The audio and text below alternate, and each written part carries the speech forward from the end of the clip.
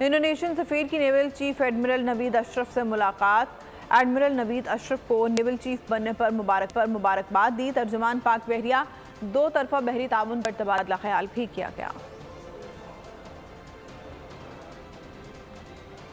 Special correspondent Salman अमान हमारे साथ हैं, उनसे इस बारे में जानते हैं। सलमान, आगाह कीजिएगा। जी बिल्कुल, इस्लामाबाद में मुतय्यन इंडोनेशिया के सफीर एडम टोगियो ने आज मुलाकात की है naval chief admiral Naveed Ashraf से। नेवल हेडक्वार्टर्स में होने वाली इस मुलाकात में बाहमी दिलचस्पी के अमूर पर तबादला ख्याल किया गया और खासतौर पर पाकिस्तान और इंडोनेशिया के दरमियान दो तरफा जो मामलात हैं, दो तरफा ताल्लुकात हैं, उनको फरोग देने पर भी इत्तफाक किया गया।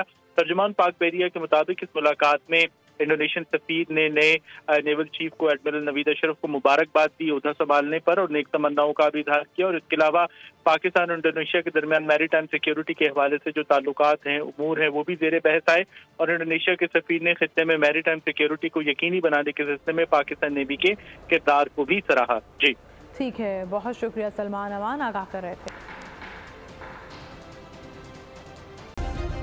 सब्सक्राइब करें और बेल दबाएं ताकि कोई खबर रह न जाए।